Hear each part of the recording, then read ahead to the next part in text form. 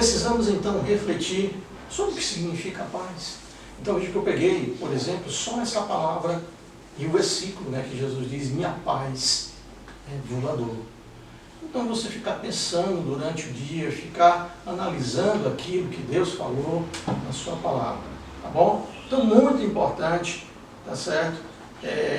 O que se diz aqui sobre a meditação, tá? Então esse foi o Salmo 119, muito bom também. Então nós temos que entender que a meditação cristã, numa definição bem simples, ela é a capacidade de ouvir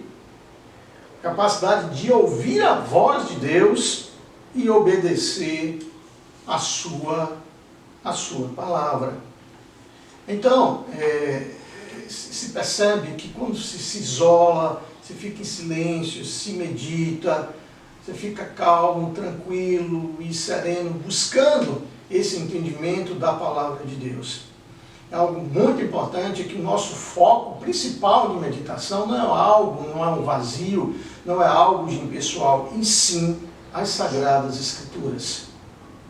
Então você tem que estar munido da palavra de Deus, né? Tem que estar com vontade de refletir na palavra de Deus, de ver o que ele tem a dizer para você, acreditar realmente na palavra de Deus, ver que aquele alimento está falando para você, ver que aquelas circunstâncias estão falando para você no momento da palavra de Deus, evidentemente sem cometer erros e distorções aplicados somente para a nossa vida, mas entender ali o que Deus está querendo dizer naquele texto. Então, ao fazer isso, a sua confiança cresce, a sua concentração ela cresce e você tem a capacidade de crescer na meditação da palavra de Deus. Muitos homens, principalmente os cristãos iniciais, que lá na história do cristianismo, eles tiveram uma vida preocupados com o isolamento e com a meditação. Temos Basílio de Cesareia, nós temos o próprio João, Policarpo, João Crisóstomo ali, que nasceu em 350 depois de Cristo, que foi considerado como sendo ali o bispo de Constantinopla, depois que se isolava e se isolou, considerado como sendo o boca de ouro, porque ele tinha uma pregação excelente, a sua família era excelente, por isso que ele ficou famoso e conhecido como boca de ouro. Esses homens, durante muito tempo, se isolaram para ler as Sagradas Escrituras, se isolaram para ter momentos de oração com o Senhor. Então, os dois pilares básicos que nós temos na meditação é exatamente a oração e também a reflexão na palavra de Deus, o que você está entendendo ali da palavra de Deus, que Deus tem falado para você. Então, como é que nós devemos então fazer a meditação? Qual seria então o procedimento para fazer a meditação? Para a vida de um cristão, de um crente, que ele já sabe muito bem isso para ele já deveria ser uma prática constante, momentos de isolação, momentos de observar a natureza. Particularmente, gosto muito de observar a natureza, né? Aprendo muito observando a natureza naquele momento, né? Existencial que a gente está tendo ali com a obra do Criador, ao ler as Sagradas Escrituras. Uma prática muito boa, irmãos, você ler as Sagradas Escrituras ou um versículo, por exemplo, pode ser no seu devocional, e depois você faça uma oração.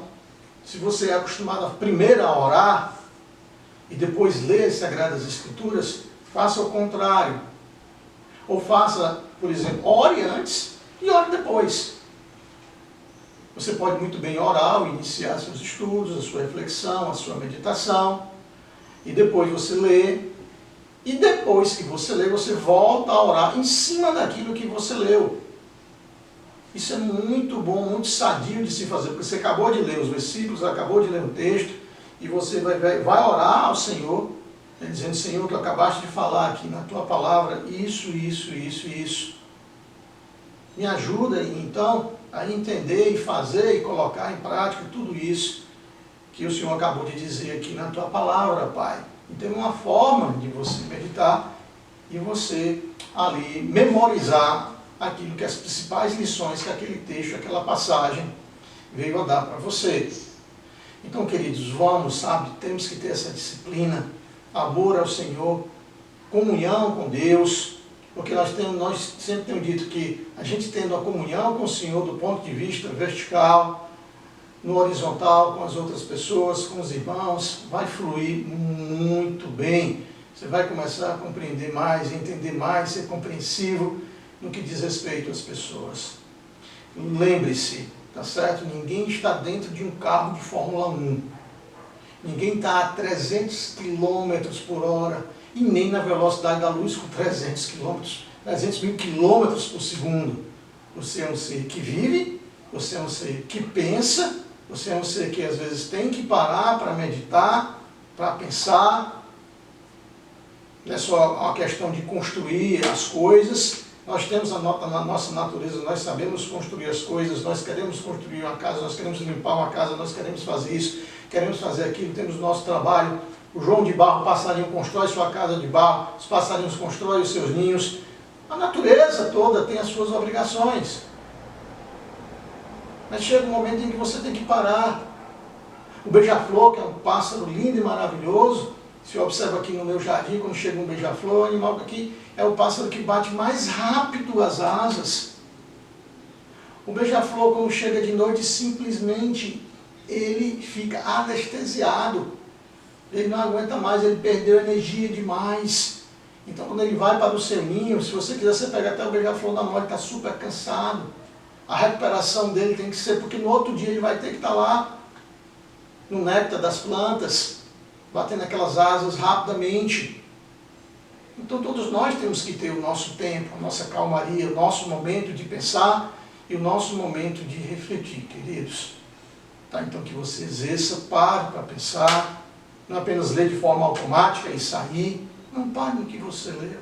Reflita e melhor, se você tiver com aquele versículo na sua cabeça, reflita durante o dia todo. Os puritanos, que foram religiosos cristãos, que viveram lá na Inglaterra durante muito tempo, depois foram para os Estados Unidos, eles tinham uma prática muito interessante quando se estuda a história dos puritanos, os crentes puritanos, de meditarem na palavra de Deus todos os dias. Eles tinham esta prática de se sentar no tronco de uma árvore ou no banco de um jardim e ficar ali ruminando e pensando e meditando na palavra de Deus. Muitos puritanos foram grandes homens cristãos que deixaram para nós livros, escreveram sermões maravilhosos no que diz respeito à palavra de Deus. Tá bom, meus queridos? Se acalme, reflita, pense, sempre com calma na maravilhosa palavra de Deus. Deus abençoe e um abraço.